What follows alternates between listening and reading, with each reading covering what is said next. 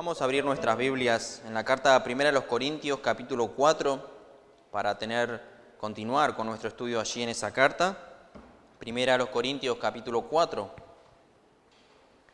Primera Corintios, capítulo 4.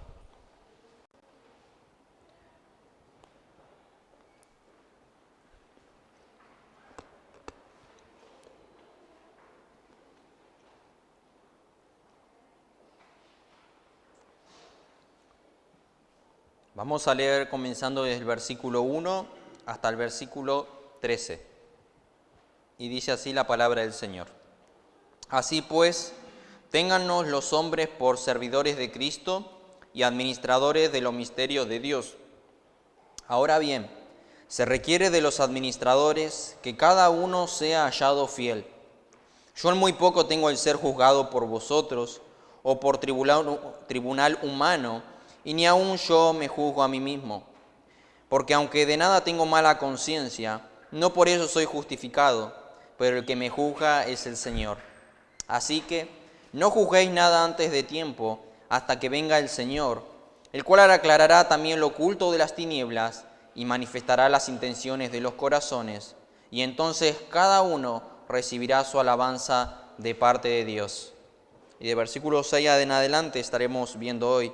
Pero esto, hermanos, lo he presentado como ejemplo en mí y en Apolos por amor de vosotros, para que nosotros aprendáis a no pensar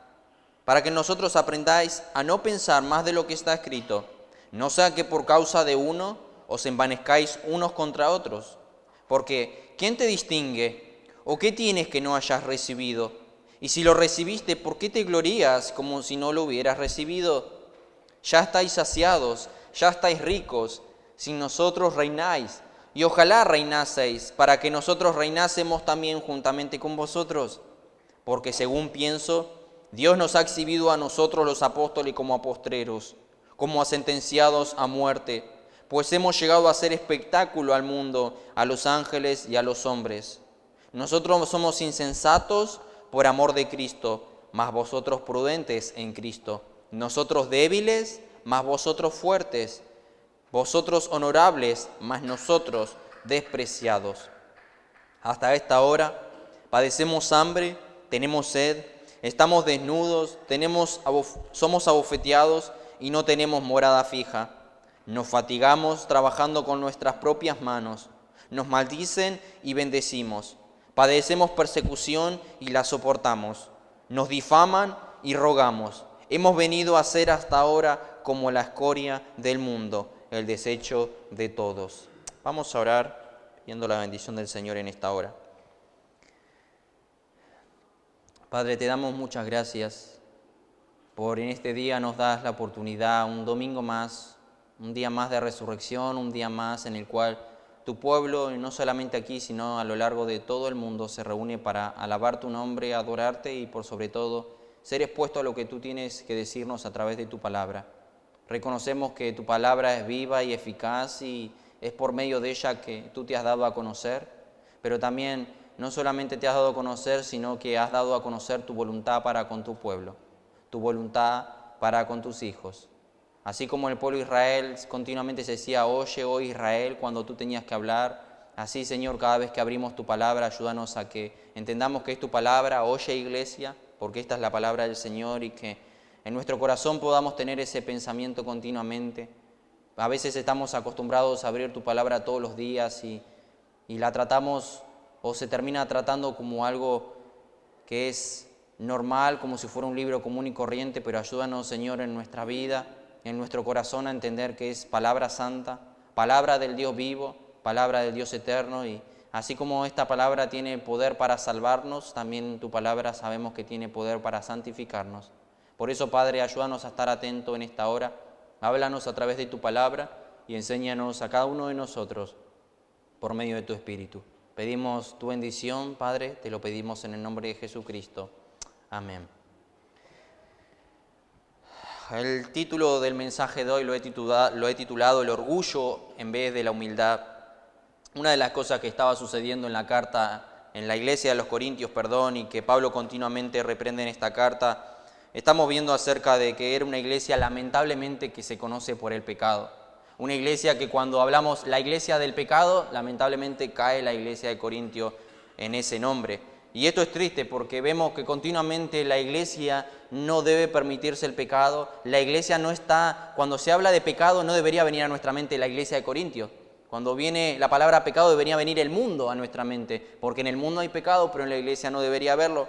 Se supone que, como vemos en la Escritura, la iglesia es una asamblea de los santos, aquellos que han sido redimidos, que han sido apartados del pecado para vivir para Dios.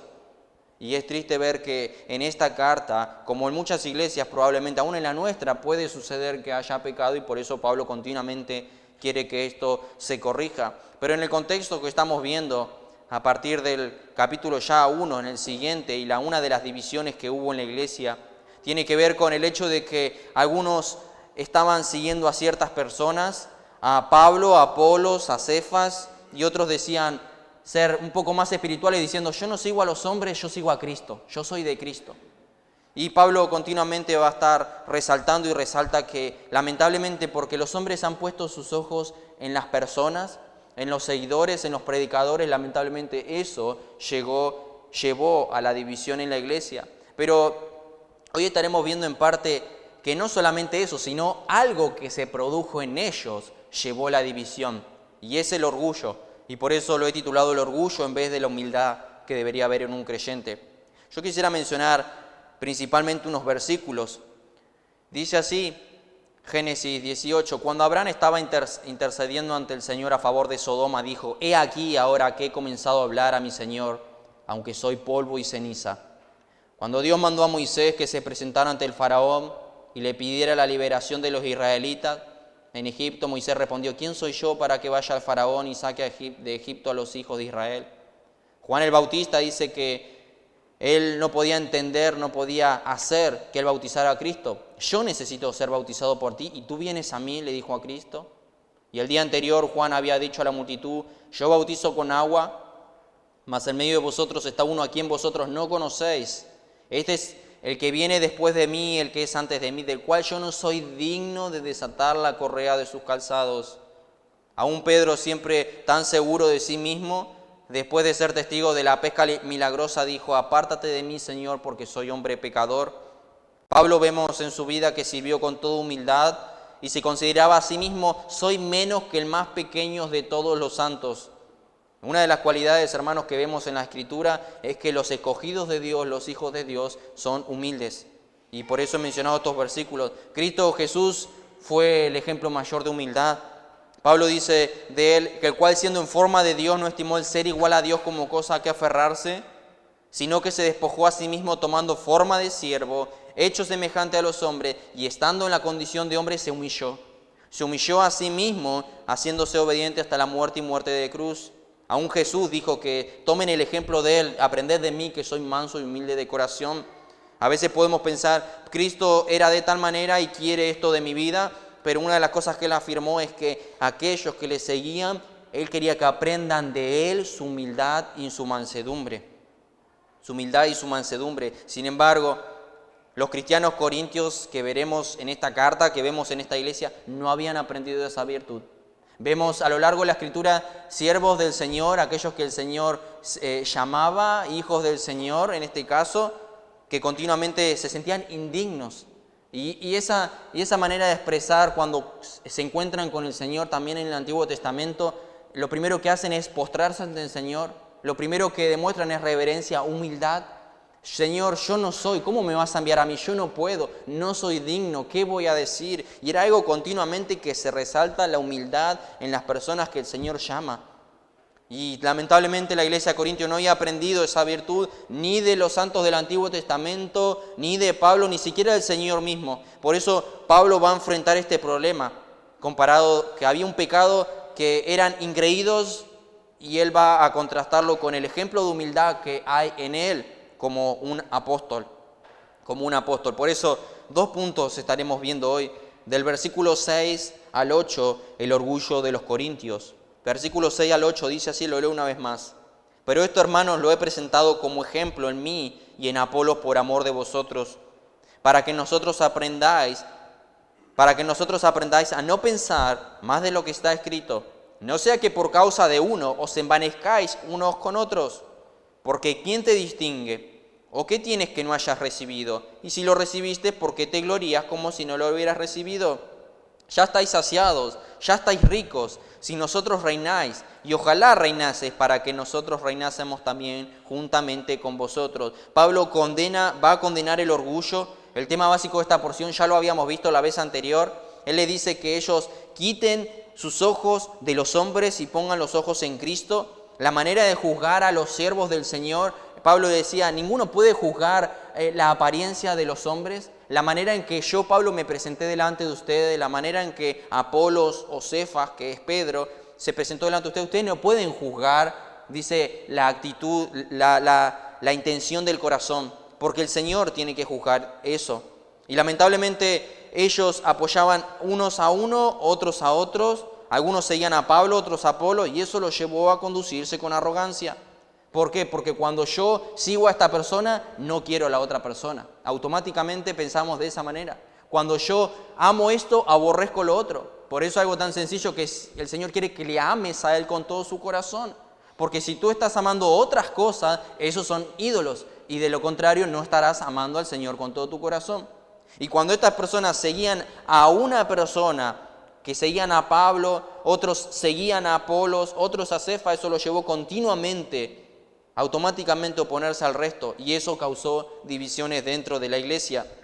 Ellos debían entender que era una iglesia, ellos debían entender que eran una iglesia y que el orgullo lo iba a llevar a la desunión. Por eso Pablo pide humildad, ya que la humildad trae consigo unión, y eso es una de las cosas que vimos a la tarde. Dice así, Efesios capítulo 4, yo pues preso en el Señor os ruego que andéis como es digno de la vocación con cual fuisteis llamados.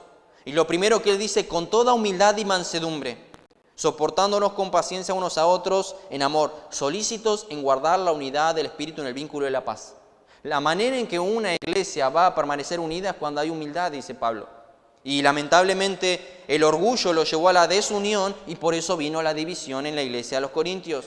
Los corintios debían sin duda aprender a ser humildes y entender que todo lo que tienen, primero lo habían recibido de Dios, y segundo, aún los líderes que llegaron a su iglesia también habían venido de parte de Dios. Los corintios sin duda eran orgullosos y jactanciosos, y lo veremos a lo largo de la carta. Pero Pablo continuamente, y lo dijo en el capítulo 3, él dice así, capítulo 3, versículo 3, porque aún sois carnales, pues habiendo entre vosotros celos, contiendas y disensiones, no sois carnales y andáis como hombres, porque diciendo el uno, yo soy ciertamente de Pablo, y el otro, yo soy de Apolo, ¿no sois carnales? ¿No se conducen como los impíos? ¿No se están conduciendo como simples hombres? Y lamentablemente había orgullo en esta iglesia. Hemos visto hasta aquí que Pablo se ha dedicado a enseñarle que no exalten la sabiduría humana ni a los líderes humanos, porque la sabiduría humana no salva, sino la sabiduría de Dios. Él dice, por esto, hermanos, lo he presentado como ejemplo en mí y en Apolos por amor de vosotros. Cuando él dice que he presentado como ejemplo tanto en él, en Pablo y en Apolos, él está haciendo mención de las imágenes que había dicho en el capítulo 3. Habíamos visto que él había dado una imagen del agricultor. Él dice que yo planté, Apolos regó, pero el crecimiento lo ha dado Dios. Después dice que hizo una metáfora, hizo una comparación como constructores. Él dice, yo puse el fundamento y otro edifica arriba, pero mire cada uno cómo edifica. Y también en el capítulo 1 y tanto en el capítulo 4 vimos que ellos eran siervos, mayordomos. Y estos hablan de que ministran para el Señor. Pablo le dice a estas personas que de acuerdo a la figura que él había puesto y a la analogía, dice que no hay razón para enorgullecerse, para que haya orgullo, soberbia. La razón de que él dice esto es para que ellos no se exalten a sí mismos. No se exalten a sí mismos, para que en nosotros, dice, aprendáis a no pensar más de lo que está escrito, no sea que por causa de uno os envanezcáis uno contra otro.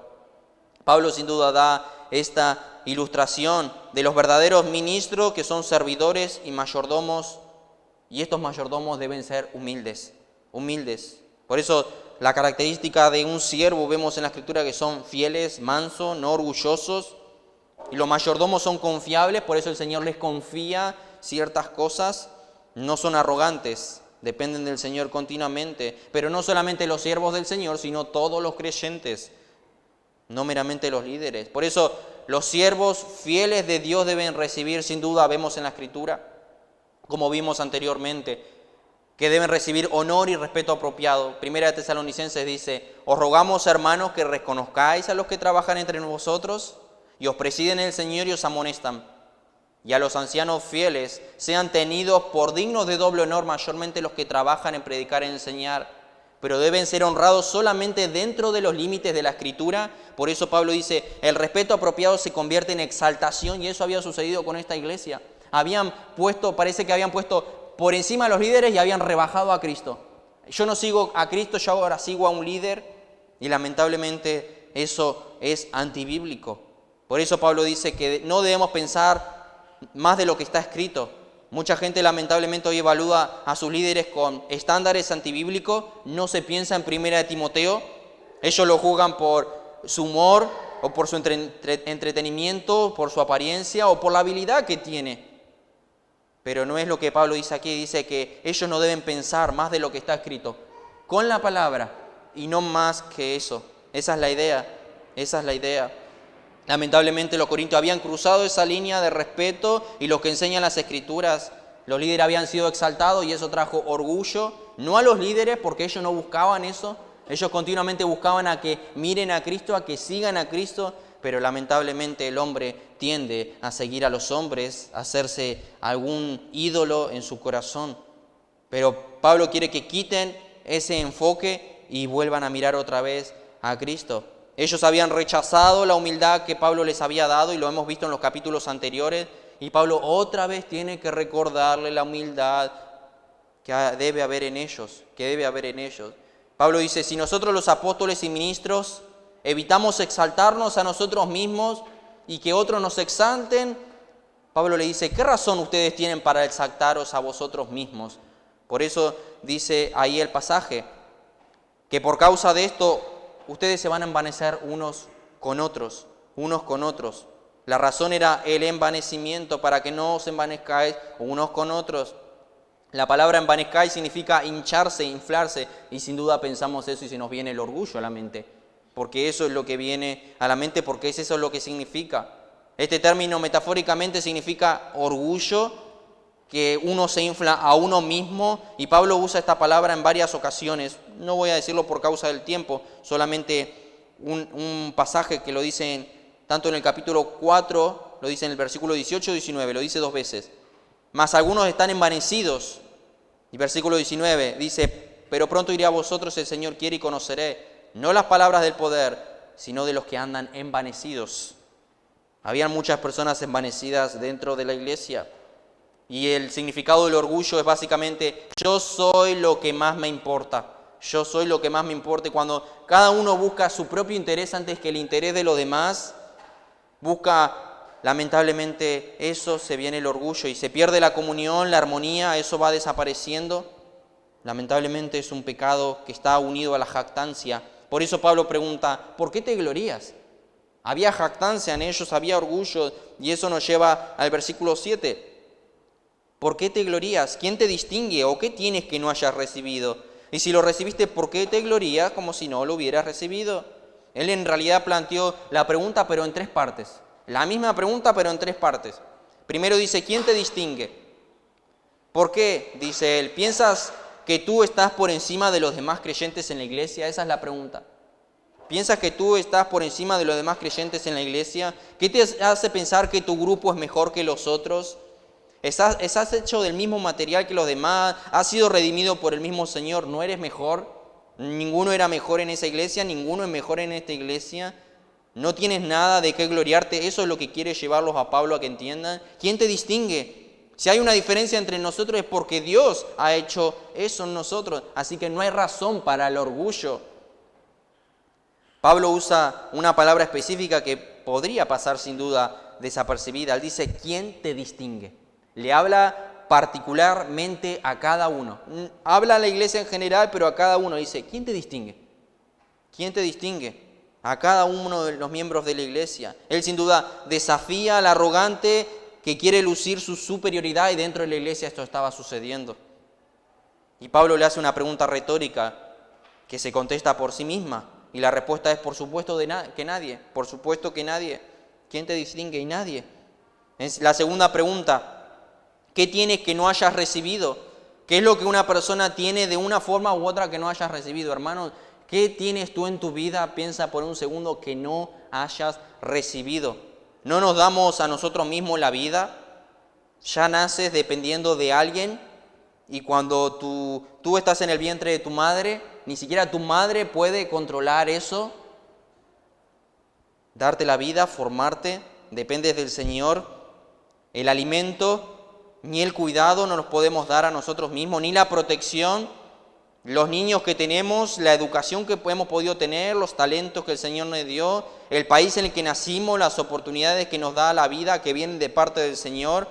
Algunos tenemos más inteligencia que otros somos un poco más burros que otros.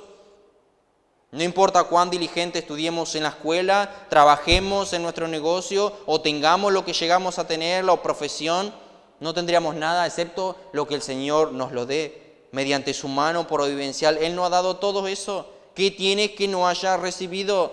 Todo lo que tenemos, hermano, ha venido de Dios. Por eso Pablo dice, no hay razón para el orgullo. ¿Qué tienen la iglesia de Corintios? Todo lo que tienen, primeramente si son salvos por el Señor. Si hay líderes dentro de la iglesia, Pablo, Apolo, Cefas o quien haya sido más adelante, el Señor los ha enviado. ¿Qué tienen? ¿Qué razón tienen para que haya orgullo en sus vidas?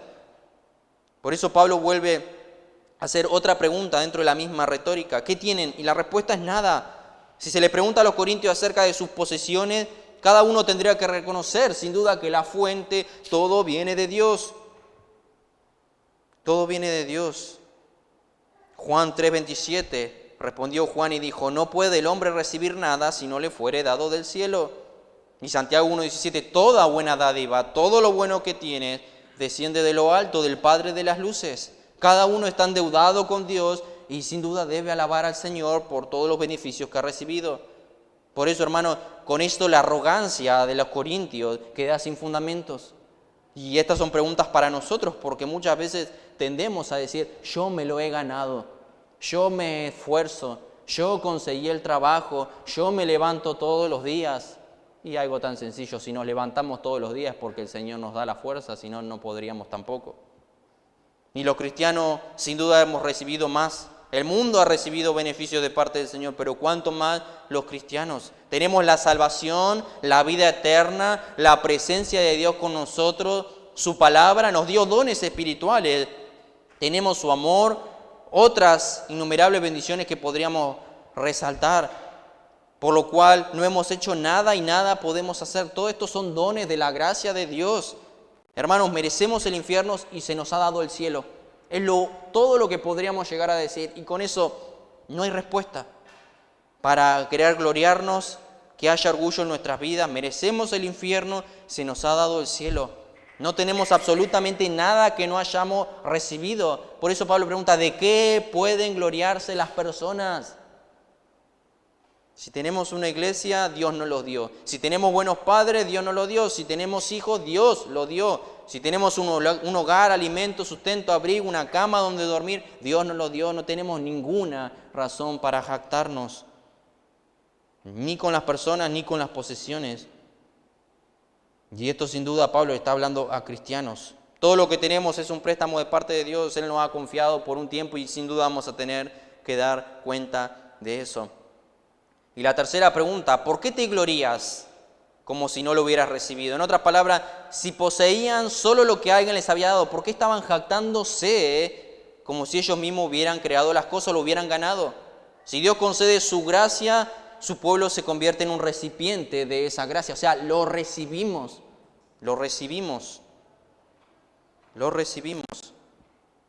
Dependemos todos los días de Dios, hermanos. Aún de todo lo que... Ahora tú te vas a ir a tu casa y lo más probable, y espero que sea así, que vas a almorzar. Sin duda ese plato te lo ha dado el Señor y por eso damos las gracias.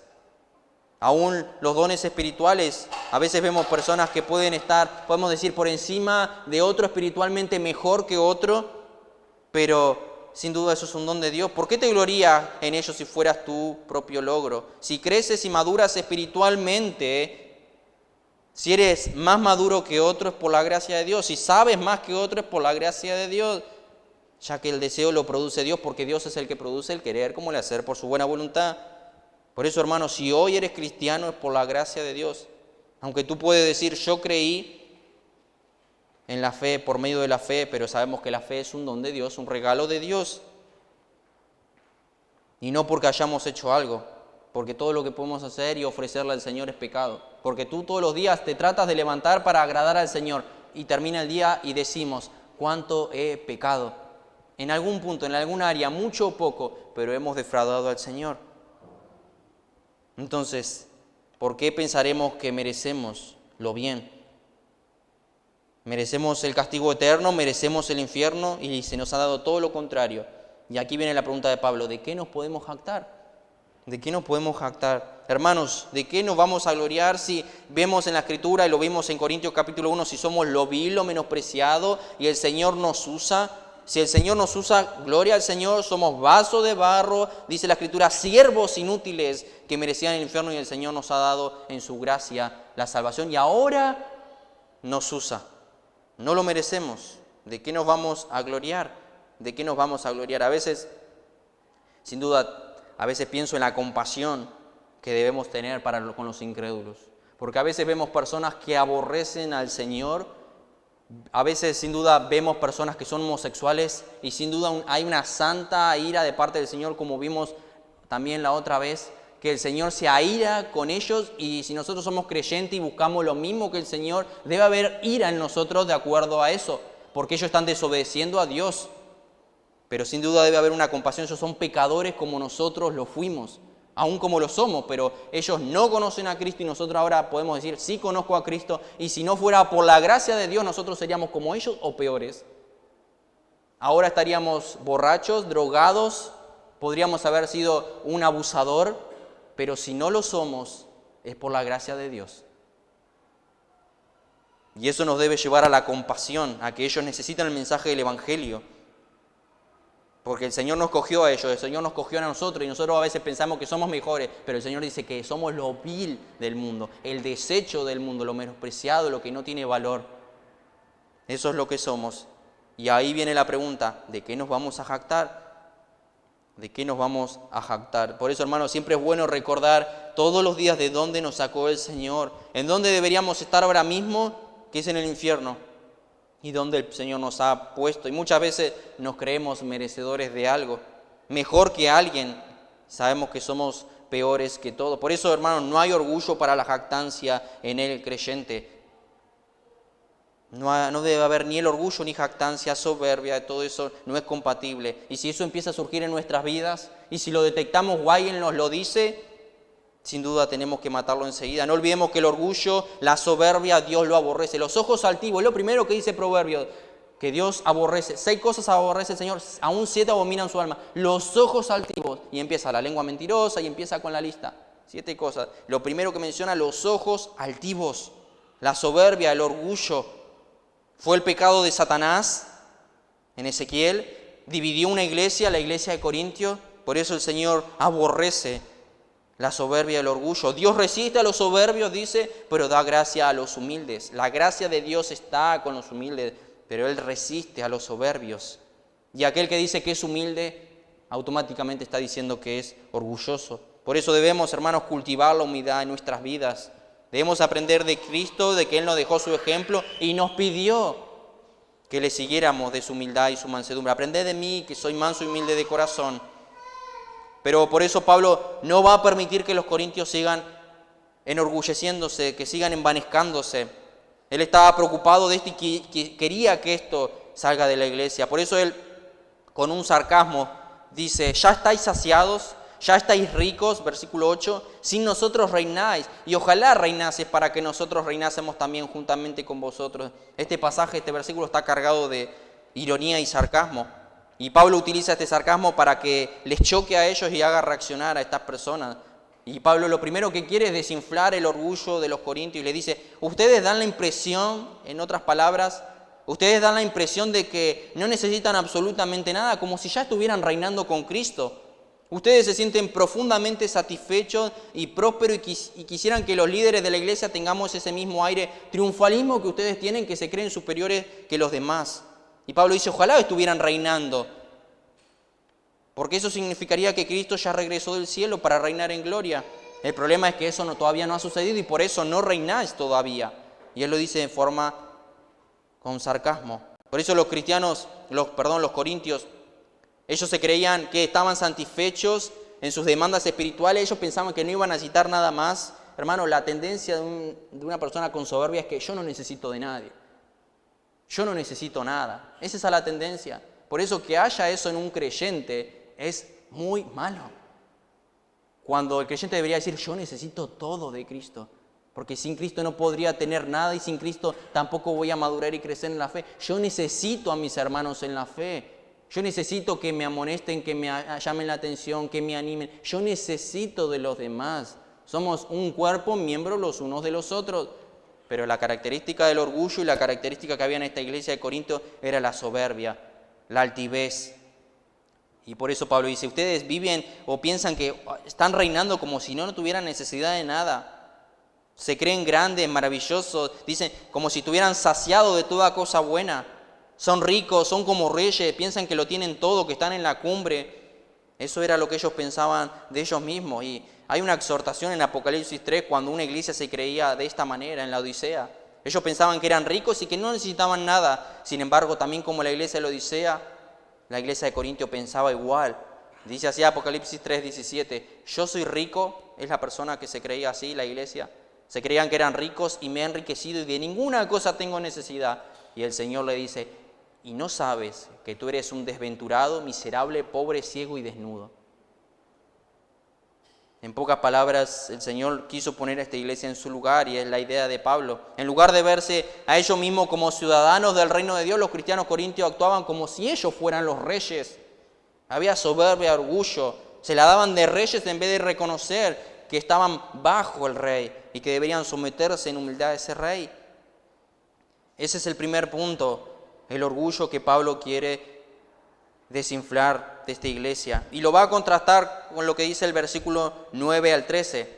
Y va a utilizar figuras para el contraste entre lo que es un apóstol por un lado y lo que estaban siendo los corintios mientras se jactaban unos con otros. Versículo 9 dice, porque según pienso, Dios nos ha exhibido a nosotros los apóstoles como postreros, como a sentenciados a muerte, pues hemos llegado a hacer espectáculo al mundo, a los ángeles y a los hombres.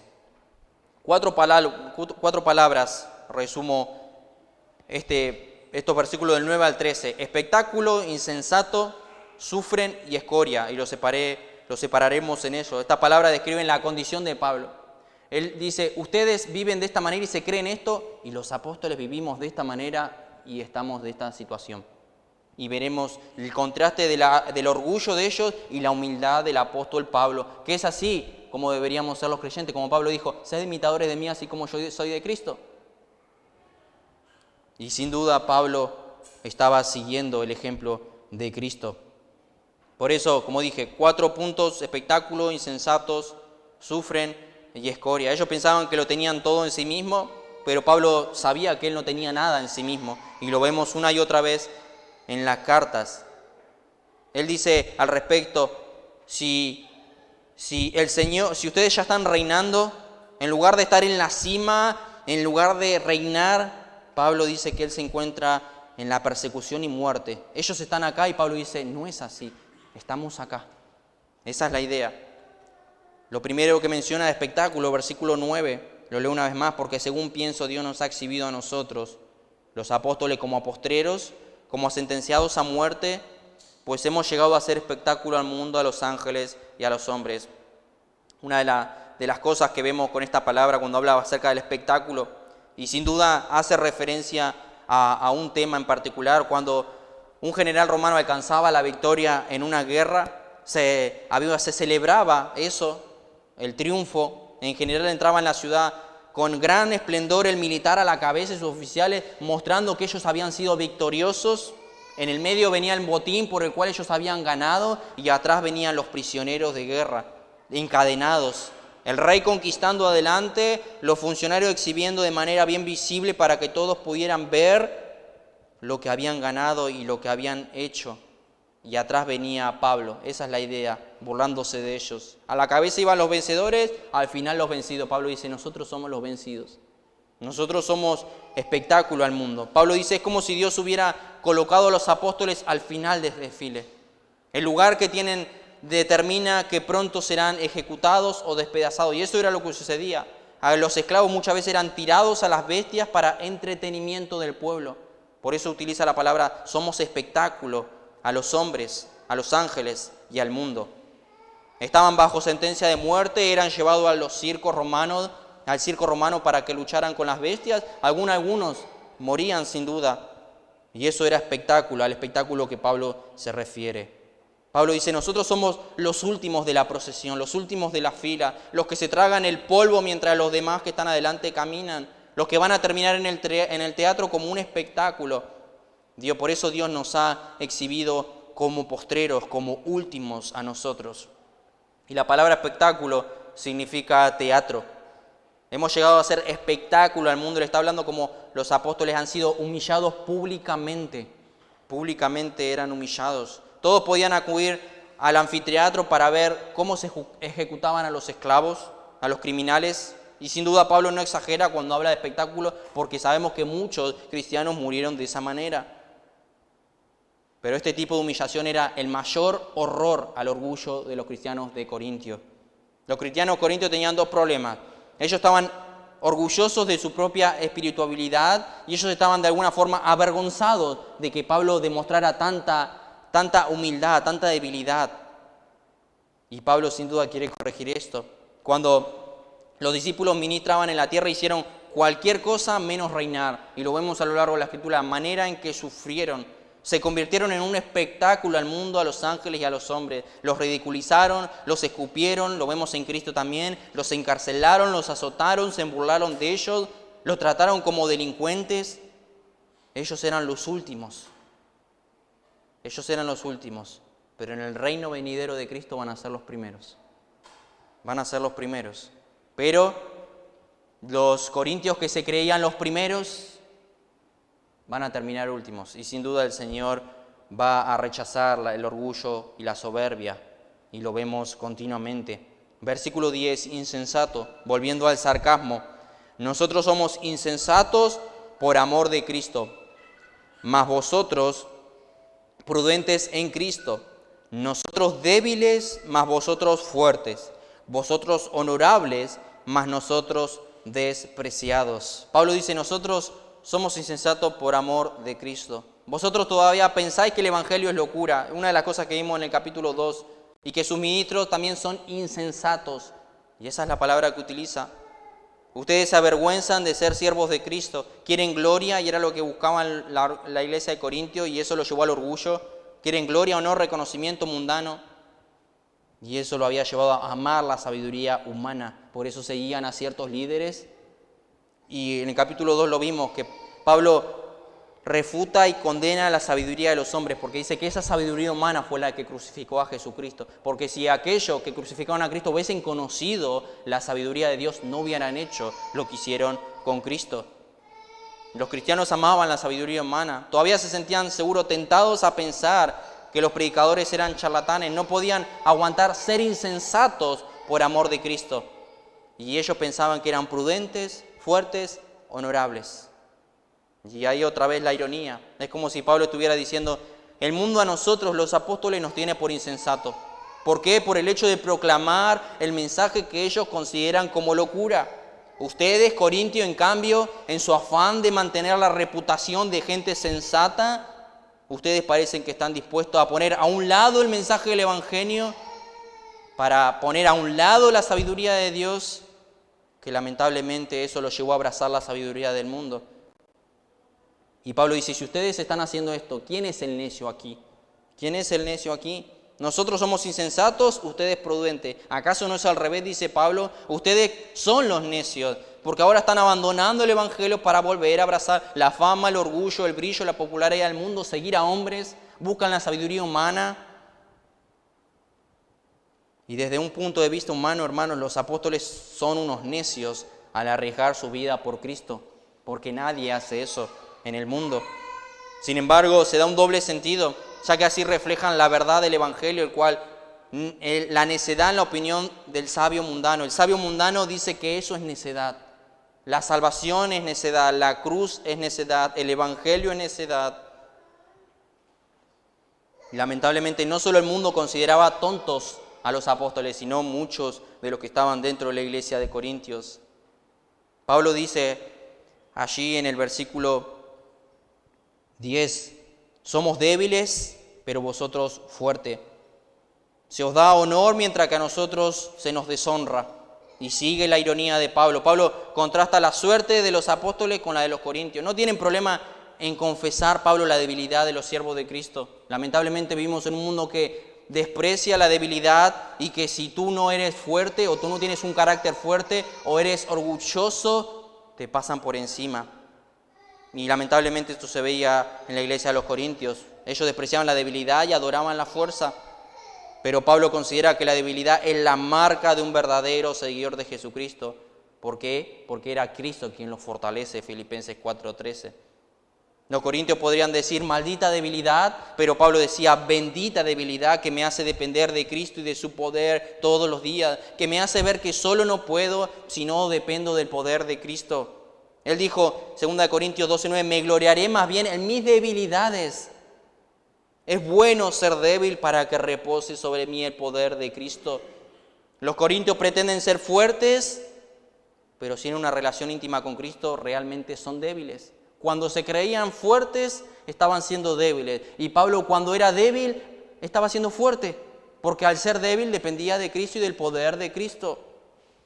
Y era al revés. Y pasa en el mundo, se creen sabios porque a mí nadie me dice cómo debo vivir. Yo no soy esclavo del pecado, cuando la Escritura dice que cuando nosotros como creyentes somos esclavos de Cristo, automáticamente somos libres del pecado y podemos vivir en libertad. Esa es la necedad del mundo. Esa es la necedad del mundo. Y hermanos, ¿cuántas veces nos hemos querido quitar el ropaje del Evangelio? Porque ese ropaje del Evangelio, decir que somos cristianos, que voy a una iglesia, no tiene mucho brillo en este mundo. Y ¿saben lo que terminamos siendo? Unos verdaderos insensatos, y eso es así, nos sacamos el ropaje de cristianos. Porque nos estaríamos alineando con la sabiduría del mundo, que es lo que pasó en esta iglesia. Y lamentablemente esa sabiduría del mundo, gracias al Señor, sucedió así, que fue derrotada por la sabiduría de Dios. Pero abrazar la sabiduría de Dios como hizo Pablo, abrazar el Evangelio como hizo Pablo, tiene un costo. Tiene un costo. Versículo 11 al 13. Hasta ahora padecemos hambre, tenemos sed, estamos desnudos, somos abofeteados y no tenemos morada fija. Nos fatigamos trabajando con nuestras propias manos, nos maldicen y bendecimos. Padecemos persecución y la soportamos. Nos difaman y rogamos. Hemos venido a ser hasta ahora como la escoria del mundo, el desecho de todos. Seguir al Señor, el Señor dijo, tome su cruz, miren que los que me siguen no van a tener dónde recostar su cabeza, los que me siguen van a tener que abandonar su vida pasada, los que me siguen van a tener que sufrir como yo sufrí. Versículo 11 al 13, sufrieron. Los apóstoles no solamente, como vimos en el versículo anterior, eran un espectáculo al mundo e insensatos, sino que también sufrieron por amor de Cristo. Hasta ahora padecemos hambre, tenemos sed, no tenemos morada fija. Vivieron en el nivel más bajo que la sociedad podía mencionar en esos momentos. Mientras que los corintios vivían como reyes, los apóstoles vivían como esclavos. Los apóstoles habían llegado a experimentar personalmente lo que el Señor dijo. Las zorras tienen guarida, las aves de los cielos nidos, mas el Hijo del Hombre no tiene donde recostar su cabeza. Y muchos de los seguidores del Señor y apóstoles estaban en la misma condición. No en la misma condición de Cristo, pero sí seguían sus pisadas. Pablo habla de cómo viven los apóstoles, pero sin duda no quiere desanimar a sus lectores, sino los quiere hacer ver en el error que están. No está pidiendo que lo compadezcan, porque cuando él habla de su debilidad, algunos podrían decir, se hace el pobrecito de cómo está sufriendo. Eso no era la idea de Pablo. La idea de Pablo era que entiendan que ellos no se estaban comportando como debían. Debían comportarse como verdaderos siervos de Cristo, que padecen aflicciones y vituperios y no están en la cima, con orgullo, soberbia y se creen que no necesitan nada. Segunda de Corintios 11, 23 al 28, Pablo, hablando de su sufrimiento, dice: en trabajos más abundantes, en azotes sin número, en cárceles más, en peligros muchas veces. De los judíos 5 veces he recibido 40 azotes menos 1. 3 veces he sido azotado con varas, 1 vez apedreado, 3 veces he padecido naufragio. 1 noche y 1 día he estado como náufrago en el mar. En caminos muchas veces, en peligros de ríos, peligro de ladrones, peligro de la dominación, peligro de los gentiles, en peligros con todas las personas que se le acercaban. Peligros en la ciudad, peligros en el desierto, peligros en el mar, peligro entre falsos hermanos, en trabajo y fatiga, en muchos desvelos, en hambre y sed, en muchos ayunos, en frío, en desnudez, y además de todas estas cosas, lo que sobre mí se agolpa es la preocupación por todas las iglesias. Una de las cosas que nos dice este pasaje es que nos enseña que muchas veces nosotros, cuando estamos en una aflicción, hay orgullo en nuestro corazón de centrarnos y cerrarnos en nuestro problema y olvidar todo lo demás. Pero Pablo dice: yo padecí esto, pero de nada esto me importa, porque mi preocupación, lo que sobre mí se agolpa cada día es la preocupación por la iglesia. Y hermanos, ahí nos dice la mente, el corazón de Pablo en dónde estaba. El amor que tenía por Cristo y por la obra de Cristo. Piensa por un momento cuando has tenido aflicciones, tristezas, te han despedido del trabajo, ha fallecido algún pariente cercano, te puede pasar problemas en el matrimonio, cualquier situación que puede venir a tu vida que tú digas: estuve toda esta semana pensando en este problema. ¿Y la iglesia? ¿Y Cristo? Eso no se veía en Pablo. Pablo dice que fue golpeado, y el verbo que significa esto significa agarrado a puñetazos, lo agarraron a puñetazos. El verbo por lo general se refiere al maltrato con frecuencia, es lo que él sufrió.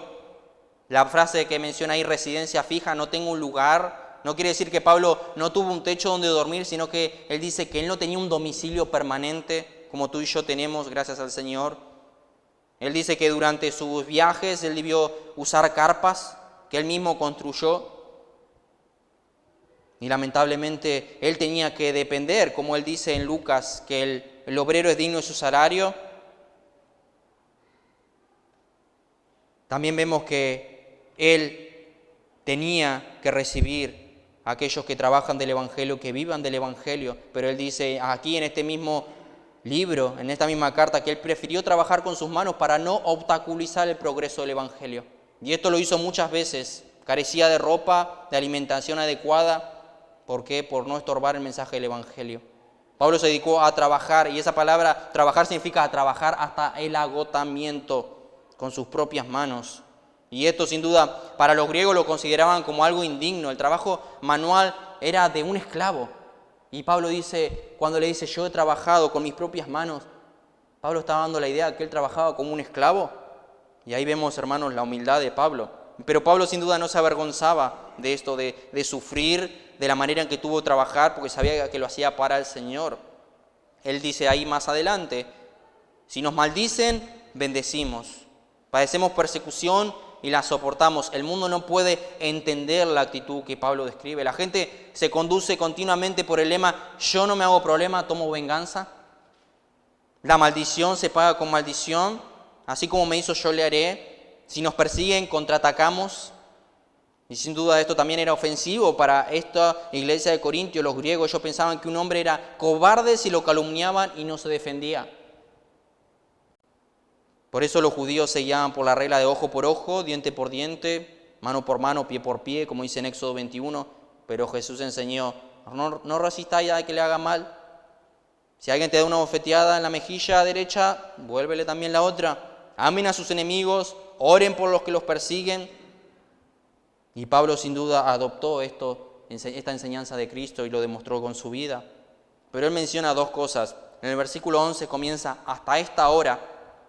Y versículo 13 dice, nos difaman y rogamos, hemos venido a hacer hasta esta hora. 2 veces lo dice. Y sin duda estos verbos significan que están en el tiempo presente. En el tiempo presente. Hasta esta hora padecemos esto. Hasta esta hora pasa esto. Los apóstoles constantemente se les insultaba, eran perseguidos. Y ellos respondían bendiciendo a sus enemigos y sufriendo la persecución. El ejemplo que Cristo les había dejado. Y como tercer y último versículo, la escoria del mundo. Versículo 13. Nos difaman y rogamos, hemos venido a ser hasta ahora como la escoria del mundo, el desecho de todos. El desecho de todos. Los corintios se veían a sí mismos, como dije, en la cumbre, y los apóstoles se veían a sí mismos como lo más bajo, la escoria de todos. Escoria y desecho son una misma palabra, un sinónimo, y se refiere, podemos decir, a la raspadura o residuos que se limpian de un plato o de una olla sucia, lo último que se tira a la basura, eso que pareciera que es sucio, que nadie quiere comer. O podemos también ilustrar esa palabra, cuando se hace una limpieza profunda en una casa, se tira el desecho, eso que no sirve. Esa es la manera en que el mundo miraba a los apóstoles. Los tenían como escoria, como desechos religiosos y no eran mejores que delincuentes. Así los trataban. Pero sin duda, eso también va para nosotros. La manera en que nos pueden tratar por ser creyentes, la manera en que podemos padecer como creyentes, las burlas que podemos sentir como creyentes. Y hay un gran consuelo que no somos escoria ni basura a los ojos de Dios, pero sí somos siervos y mayordomos. La basura del mundo, ese es el precio que muchas veces tenemos que pagar por el Evangelio, hermanos. Y Pablo lo tuvo que pagar y los discípulos tuvieron que pagarlo.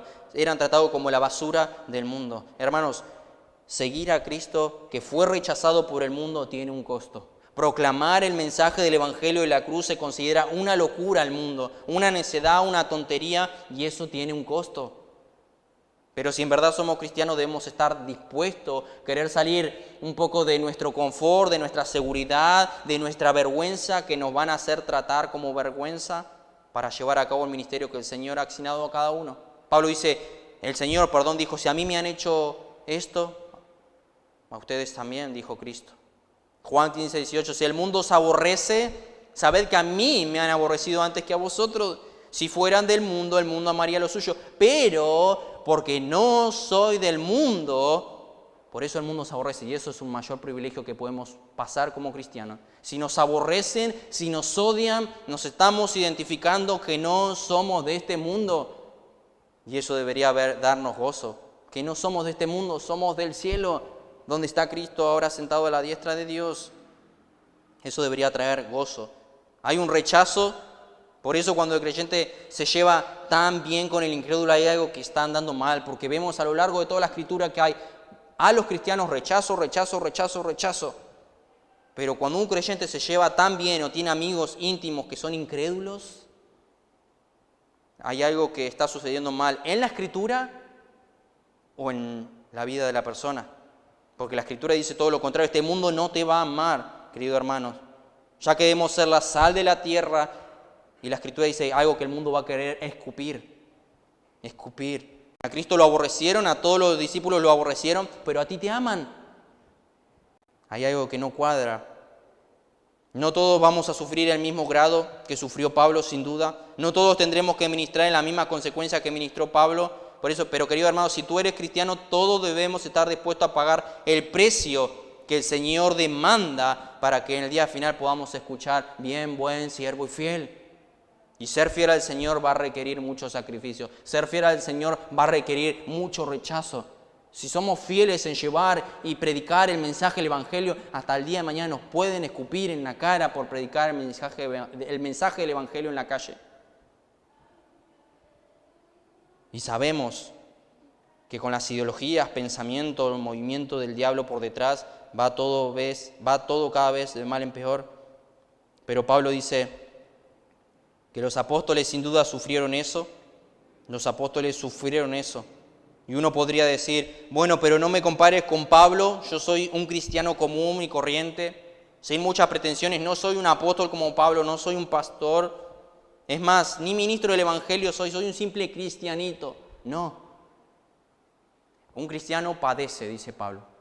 Y yo pienso que esto que Pablo acaba de decir, no sufrió por ser apóstol, sufrió por ser creyente y llevar el mensaje del Evangelio y tener una preocupación por la iglesia. Y eso lo llevó a que el mundo los aborrezca tanto a él como a los demás discípulos.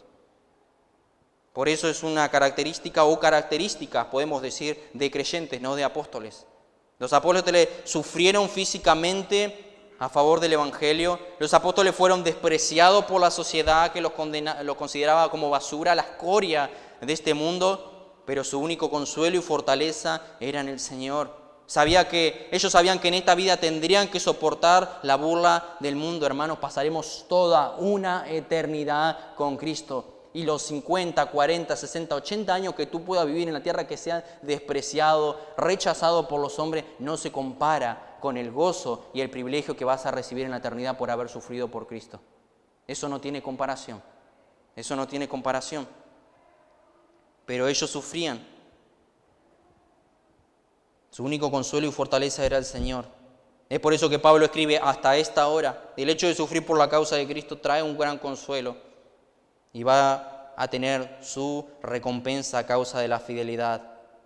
Y yo no me imagino en nuestra mente lo que debe estar sintiendo en esta hora Pablo por haber entregado toda su vida pecadora al servicio de Cristo.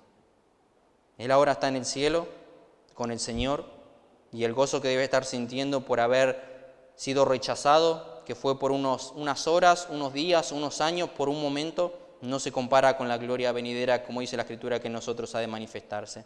Filipenses 1:29, porque a vosotros os he concedido a causa de Cristo, no solo que creáis en Él. Otra traducción dice, no solo el privilegio de creer en Él, sino también de padecer por Él. La Escritura dice que es un gozo, es un privilegio padecer por causa de Cristo. Por eso Pablo no lo veía como algo negativo, algo humillante en su vida. Lo veía como un gozo. Por eso, hermanos, es un gozo si padecemos por Cristo. Para los discípulos era un gozo padecer por la causa de Cristo. Hechos 5, 40 y 41. Y convinieron con él, y llamando a los apóstoles, después de azotarlo, les intimaron que no hablasen más en el nombre de Jesús y lo pusieron en libertad. Y ellos salieron de la presencia del concilio gozosos de haber sido tenidos por dignos de padecer afrenta por causa del nombre. ¿Qué nombre? El nombre de Cristo. Salieron gozosos cuando sufrieron por ese nombre. Y Pablo dice, hasta ahora padecemos eso. No fue una vez o solo por un momento, era sufrimiento tras sufrimiento. ¿Por qué? ¿Por ser apóstol? No, por ser creyente. Por ser creyente. Como conclusión, las estadísticas revelan que las iglesias que aumentan en número y crecen espiritualmente en los países donde se encuentran persecuciones, penalidades, pobreza, corrupción, sufrimiento, donde es prohibido congregarse, la gente busca la manera imposible, casi imposible para los hombres, congregarse. Y vemos cómo el Señor obra, sin duda, y la iglesia crece en número. Pero vemos el contraste. La membresía eclesiástica baja, merma en los países donde hay abundancia de riqueza, de buena vida. Cada vez que los cristianos gozan de comodidades, de bienestar, como podemos ver los países que vemos en la historia a través de los años, hace 20, 30, 40 años, Estados Unidos era el boom del evangelio. Se ha enfriado. El país del primer mundo, en ciertas ocasiones, en ciertos lugares, están empezando a diluir el mensaje del evangelio, a cambiar el mensaje del evangelio, a no creer en el mensaje del evangelio. Pero donde los países vemos lo que crece espiritualmente, aumenta el número de cristianos, donde hay persecución, pobreza, sufrimiento, personas que lamentablemente tienen todo, tienen comodidades, bienestar, tienden a olvidarse de lo que el Señor les ha dado. Y es la tendencia humana, ¿no? Cuando viene un cáncer, viene una enfermedad, sucede algo grave en mi familia, vemos gente que entran por la puerta y visitan la iglesia por primera vez. Me sucedió esto y quería acercarme al Señor. Es normal, porque piensan que hay esperanza, pero luego sucede. ¿Y cuántas personas ha sucedido a lo largo de los años? Vienen personas, termina la aflicción en su vida y no vienen más. Vienen a buscar algo de Cristo que no es la salvación, sino lo que Cristo da, como los panes y los peces, y no el agua de la vida eterna. Se vuelven lamentablemente autosuficientes aquellos que tienen, los países que más tienen.